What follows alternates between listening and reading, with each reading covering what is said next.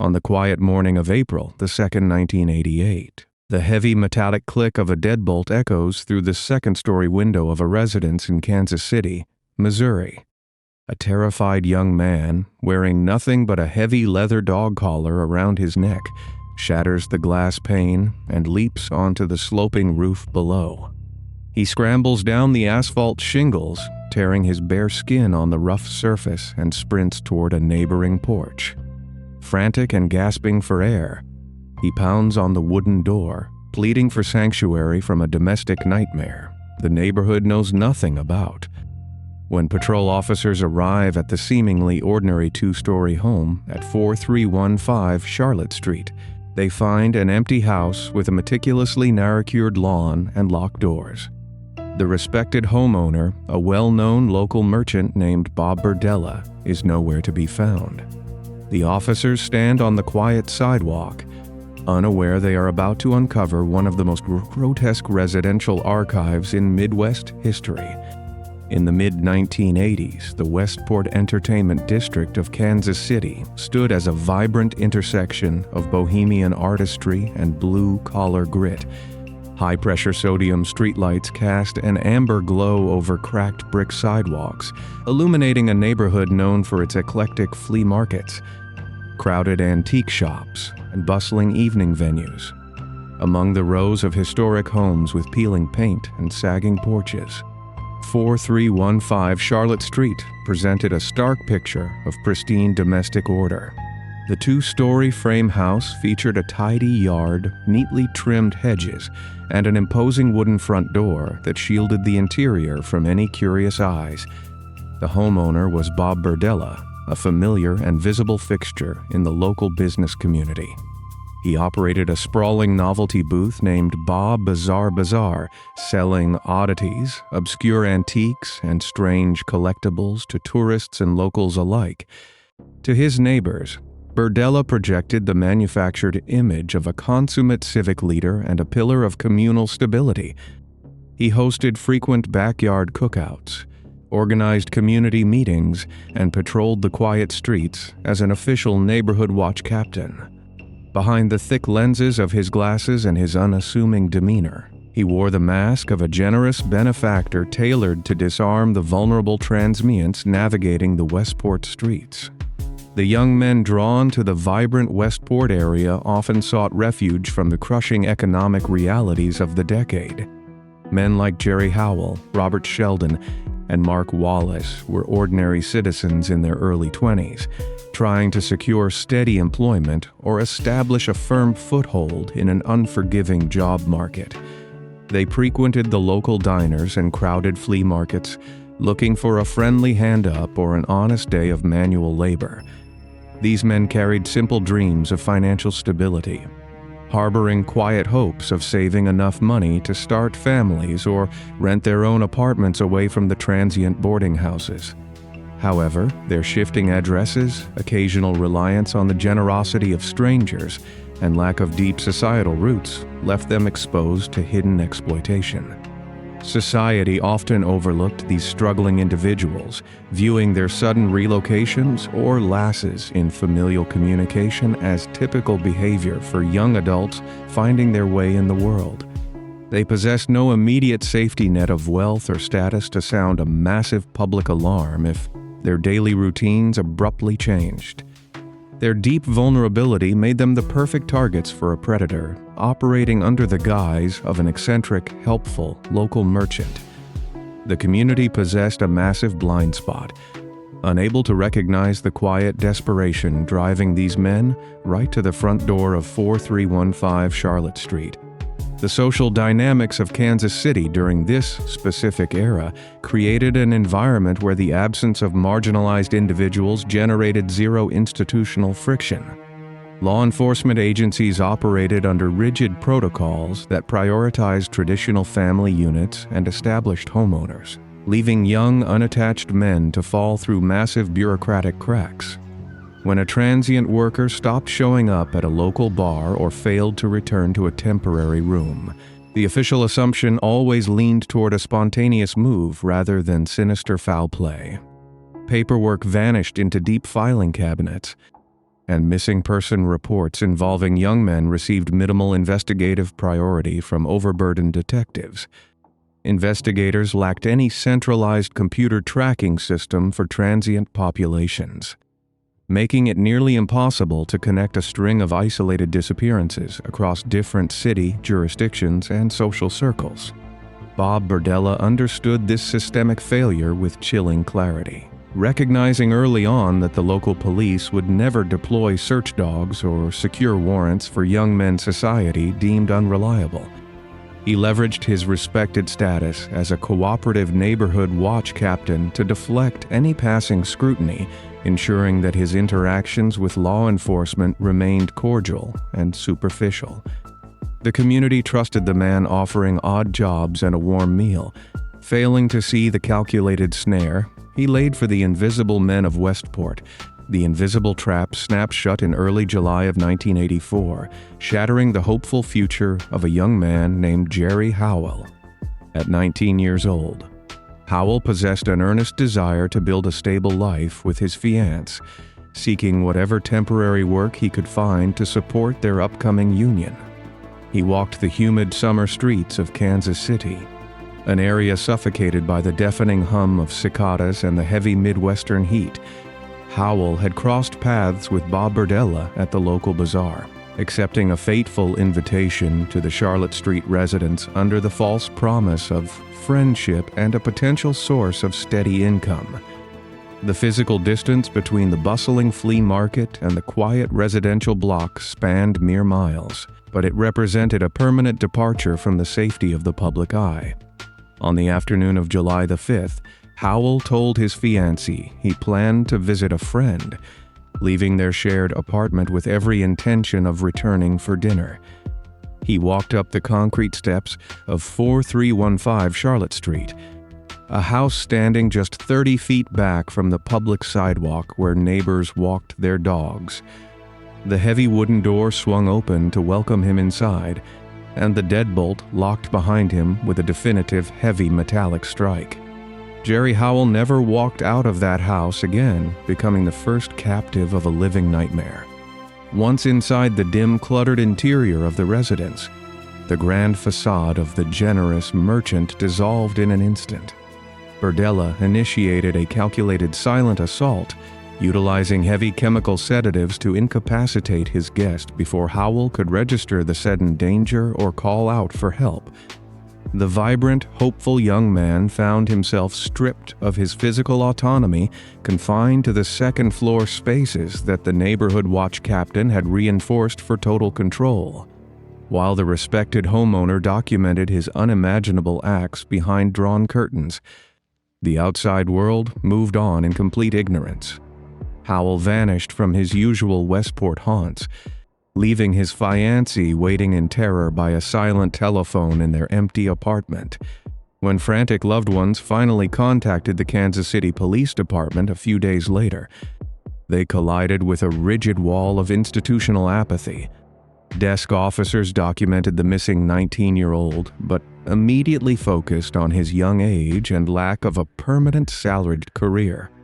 Instead of launching a coordinated search effort, authorities checked a specific box on their intake forms, legally categorizing Howell as a voluntary adult runaway. This single administrative decision halted any immediate deployment of search teams, sealing the fate of the young man trapped just a few miles away. The legal classification of Jerry Howell as a simple runaway triggered a cascade of fatal investigative blind spots that allowed the predator to perfect his methods. Family members pleaded with seasoned detectives, insisting that Howell possessed deep personal commitments and would never voluntarily abandon his upcoming marriage without a single word. Investigators eventually conducted a cursory follow-up, tracing a fragmented neighborhood rumor that placed Howell near the Charlotte Street residence just hours prior to his disappearance. 2 uniformed officers actually stood on the front porch of Bob Berdella, asking the respected neighborhood watch captain if he possessed any knowledge of the missing youth. Berdella stood casual in the doorway, projecting an aura of calm authority, and confirmed that Howell had indeed visited but had departed shortly after to pursue opportunities elsewhere. Because Berdella held a pristine civic record and owned valuable property, the detectives accepted his narrative at face value without demanding a physical search of the premises. They turned their backs on the house, missing the proximity of the trapped young man suffering just feet above their heads on the second floor. The rigid legal loophole requiring definitive probable cause to enter a private residence shielded the perpetrator from justice. The system protected the property rights of a hidden monster while turning a blind eye to the profound suffering of a vulnerable citizen, ensuring the dark archive inside the house would only continue to grow. In late July of 1984, the formal investigation into the disappearance of Jerry Howell hits a concrete bureaucratic wall inside the Kansas City Police Headquarters. Detectives sit under flickering fluorescent lights surrounded by towering metal filing cabinets containing hundreds of low-priority civilian reports. Following their brief and superficial conversation with Bob Berdella on the front porch of 4315 Charlotte Street, investigators type up a final administrative summary. They rely on the rigid departmental protocol that classifies transient youths lacking permanent salaried employment as voluntary runaways. This specific paperwork error effectively closes the active search grid, halting any further inquiries into the respected neighborhood watch captain. Law enforcement officers redirect their focus to local property disputes, leaving the family of Howell trapped in a void of unanswered questions. They place the Howell folder into a deep storage drawer, solidifying a fatal systemic failure that grants the predator absolute freedom. Berdella watches the patrol cruisers roll past his manicured lawn without stopping, absorbing the terrifying realization that his civic reputation provides an impenetrable shield against police scrutiny, while the precinct offices move on to other matters. A harrowing domestic reality unfolds on the second floor of the Charlotte Street residence. The physical geography of the upper level consists of a narrow hallway leading to a reinforced bedroom, separated from the street below by thick drywall and heavy blackout curtains. Inside this stifling space, Berdella begins a calculated routine of total psychological domination over his captives. He utilizes a heavy instant camera to capture the degrading reality of his prisoners, the bright flash illuminating the dark room with undeniable proof of his actions.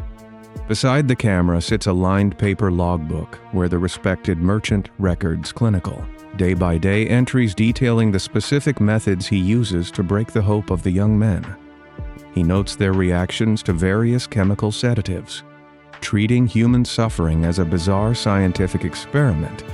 The detailed notes capture a profound level of arrogance, as the homeowner leaves physical evidence of his horrific deeds sitting out on a wooden desk. The captives endure weeks of agonizing isolation in this sealed environment, completely cut off from the vibrant Westport community buzzing just a few blocks away. By late August of 1984, the predator faces a unique logistical challenge regarding the permanent removal of physical evidence from his property. To avoid raising any public alarm, he creates a calculated disposal method relying entirely on the predictable routines of the local municipality. He systematically reduces the physical evidence of his captives, packing the grim items into heavy black industrial trash bags purchased from a nearby hardware store. Every Tuesday morning at 6 o'clock, the heavy diesel engines of the Kansas City sanitation trucks rumble down the narrow alleyways behind Charlotte Street. The oblivious sanitation workers hoist the heavy bags into the crushing jaws of the garbage compactors, unknowingly transporting the devastating secrets directly to the massive regional landfill. Berdella stands by his back gate with a cup of coffee, offering a friendly wave to the workers erasing the physical existence of his captives. He quietly retained specific items, taking the skulls of the young men and burying them deep in the dark soil of his backyard garden. This chilling integration of horrific crimes into the mundane weekly trash collection allows the operation to continue completely undetected. In April of 1985, the trap snaps shut again when a vulnerable young man named Robert Sheldon crosses paths with the Westport merchant. Sheldon navigates the crowded aisles of the local flea market, seeking a steady source of income to escape the grueling cycle of temporary housing. He stops at the sprawling novelty booth of Bob Bazaar Bazaar, standing just 3 feet away from the smiling, backskittled owner offering a lucrative odd job. Berdella issues a familiar invitation to the Charlotte Street residents, exploiting the exact same societal blind spot that doomed his first captive. Sheldon walks through the heavy wooden front door, expecting a warm meal and honest labor, only to meet a brutal permanent end within those reinforced walls. When Sheldon fails to return to his shifting social circle, the local authorities apply the exact same prejudiced logic used previously. The jurisdiction conflict between the downtown patrol units and the Westport district commanders results in zero official communication regarding the overlapping disappearances. The police file Sheldon away as another unreliable transient youth moving to a new city, cementing a pattern of profound institutional apathy. The invisible epidemic of missing men continues to plague the Westport area into late June of 1987, claiming a young man named Mark Wallace. Wallace vanishes from the humid summer streets, absorbed into the silent void of the second-floor bedroom where the collection of instant photographs continues to grow. The physical archive inside the house now contains hundreds of glossy images, each one documenting the prolonged suffering and systematic isolation of the victims. Berdella organizes these terrible items into neat stacks alongside his increasingly detailed handwritten journals, exhibiting a terrifying level of comfort with his own actions. His arrogance manifests in his daily public routine as he hosts neighborhood association barbecues in the exact same backyard where the buried evidence of his actions rests beneath the soil. Guests stand on the green grass, eating grilled food and praising their host, entirely unaware of the grim reality buried mere inches below their shoes. The local police department continues to operate in complete ignorance, sending community outreach officers to shake the hand of the watch captain. The strict adherence to traditional investigative protocols blinds the detectives to the monster hiding right behind a friendly smile and a neatly trimmed hedge. Through the harsh winter months of 1987, 2 more desperate young men vanish from the overlapping social circles of the Westport district. The families of the missing individuals attempt to organize localized search parties, printing standard paper flyers and pinning them to the wooden utility poles along the commercial avenues. They march into the regional police substations, demanding that detectives connect the dots between the sudden string of absences in their specific community. The frustrated families hit a massive legal loophole as the authorities refuse to form a centralized task force without a single physical crime scene or a confirmed weapon. Bureaucratic commanders point to the shifting addresses of the victims, arguing that the lack of permanent residency makes tracking them across county lines an administrative impossibility, while the system demands concrete proof to initiate a widespread investigation. The definitive evidence sits perfectly preserved inside the locked drawers of the Charlotte Street house. Berdella watches the desperate families tape flyers to the street lamps from his front porch, confident that the rigid rules of law enforcement will always protect his secret. This stagnant investigative deadlock ensures the predator remains completely undisturbed, pushing the neighborhood toward a shocking daytime revelation. The horrific timeline reaches a breaking point on the quiet morning of April 2nd, 1988, inside the oppressive second-floor bedroom of 4315 Charlotte Street. The physical geography of the trap consists of a reinforced wooden door locking the victim inside a stifling space, with a single glass window overlooking a steep, asphalt-shingled roof plunging toward a concrete driveway.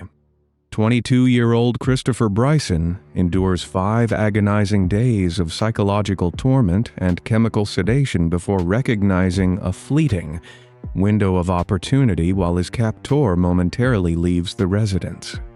Seizing his only chance at survival, the terrified young man wears nothing but a heavy leather restraint around his neck as he forces the window open and shatters the remaining glass pane. Bryson leaps onto the sloping roof, tearing his bare skin against the rough asphalt shingles, and scrambles down the precipice toward the safety of an adjacent porch. He pounds on the wooden door of an unsuspecting neighbor, gasping for air and pleading for immediate sanctuary from a living nightmare hidden right in the middle of Westport. When Kansas City patrol officers arrive at the seemingly quiet residential block, they secure the perimeter of the Burdella property and call for emergency medical personnel to treat the severe physical trauma visible on the young survivor. The officers stand on the neatly edged sidewalk, completely unaware that the empty house before them holds a massive archive of horrors that will soon shatter the neighborhood. Armed with a definitive physical witness and a sworn statement, Kansas City detectives secure a comprehensive search warrant and breach the heavy front door of the Charlotte Street residence later that same weekend. The first floor of the house presents the perfectly mundane appearance of a successful merchant featuring organized antiques, tidy furniture, and standard domestic appliances.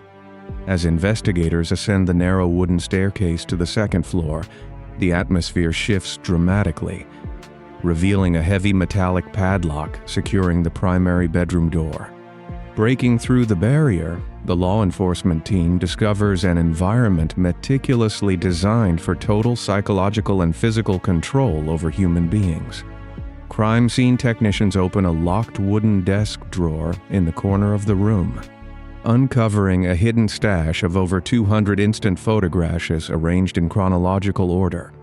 These terrifying glossy images visually chronicle the prolonged suffering, agonizing confinement, and final moments of the missing young men society had dismissed as voluntary runaways.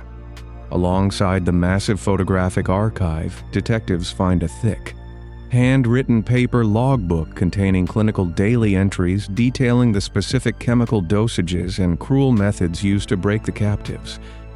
The overwhelming physical evidence scattered across the room confirms that the vanished citizens never left the Westport district alive, leaving seasoned investigators absolutely stunned by the sheer scale of the deception. While crime scene units systematically dismantle the domestic dungeon, a separate investigative team tracks Bob Burdella to his bustling novelty booth at the local flea market. Detectives place the respected neighborhood watch captain in steel handcuffs right in front of his regular customers, pulling him away from his antique displays and ending his 4-year reign of terror.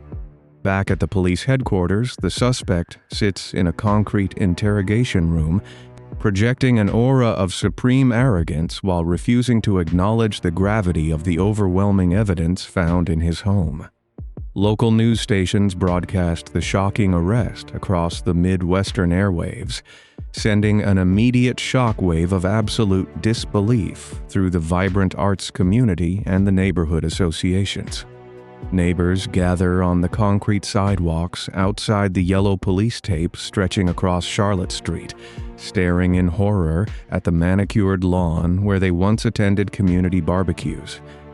They realize with sickening clarity that the generous civic leader they trusted had been actively operating a house of horrors right behind a friendly smile and a thick pair of glasses. The rigid protocols and jurisdictional failures that allowed the predator to hunt without consequence suddenly become the center of intense public outrage and institutional shame. Detectives stare at the massive pile of physical evidence covering their briefing tables, preparing to face an unprecedented legal battle relying entirely on the horrific documentation created by the perpetrator. Following the swift arrest, prosecutors face an immense forensic challenge, realizing they must build an airtight legal case without the presence of complete physical victims. Because the perpetrator expertly utilized the municipal sanitation system to eliminate the vast majority of the evidence. Investigators lack the traditional means to establish the definitive end of life for the missing men. To bridge this unprecedented legal gap, the district attorney relies entirely on the 200 instant photographs and the precise chronological entries found within the handwritten journals. In a grim procedural step, forensic anthropologists arrive at the Charlotte Street property with heavy excavation equipment to systematically dig through the backyard garden.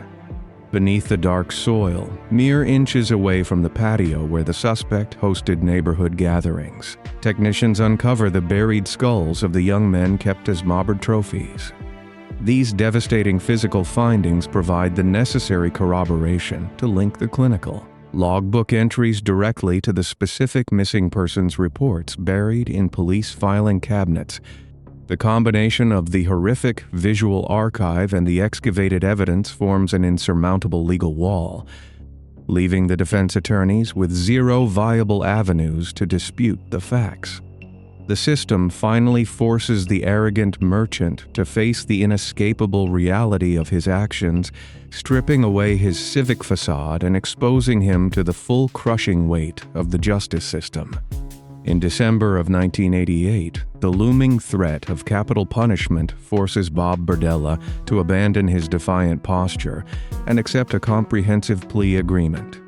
To avoid an execution sentence, the former novelty merchant stands before a grim courtroom and pleads guilty to 1 count of first-degree homicide and 4 counts of second-degree homicide. This calculated legal maneuver encompasses the tragic fates of Jerry Howell, Robert Sheldon, Mark Wallace, and the other desperate men who vanished from the Westport streets. The presiding judge delivers a swift and definitive verdict, sentencing the predator to life in a state penitentiary without any possibility of future parole. Families of the victims sit on the hard wooden benches of the gallery, listening to the agonizing details of the clinical journals read aloud into the official public record. They find a small measure of moral justice in seeing the monster stripped of his freedom, yet they remain deeply scarred by the knowledge that institutional apathy allowed his crimes to escalate. The conclusion of the criminal proceedings provides a final answer to the endless years of desperate searching, officially closing the agonizing void of the unknown. The heavy wooden doors of the courtroom swing shut, sealing the fate of the Kansas City predator and permanently transferring him from a comfortable domestic life into a concrete prison cell. The ultimate conclusion to the horrific saga arrives much sooner than the justice system anticipates, denying the perpetrator a long life behind iron bars. In October of 1992, just 4 years into his permanent sentence, Bob Berdella suffers a massive fatal heart attack while incarcerated at the Missouri State Penitentiary. His abrupt demise inside a sterile medical ward brings a definitive and unceremonious end to the man who inflicted so much calculated agony upon the vulnerable citizens of his city. The property at 4315 Charlotte Street is eventually demolished, erasing the physical structure of the nightmare but leaving a deep, lingering psychological scar on the surrounding neighborhood. The Kansas City Police Department faces severe public reckoning regarding their rigid handling of transient youths, forcing immediate changes to how investigators track missing individuals across overlapping city districts. The families of the victims continue to honor the memories of the hopeful young men whose simple dreams of stability were stolen by a trusted local figure. The harrowing case stands as a permanent, chilling reminder of the catastrophic dangers of societal blind spots and institutional apathy.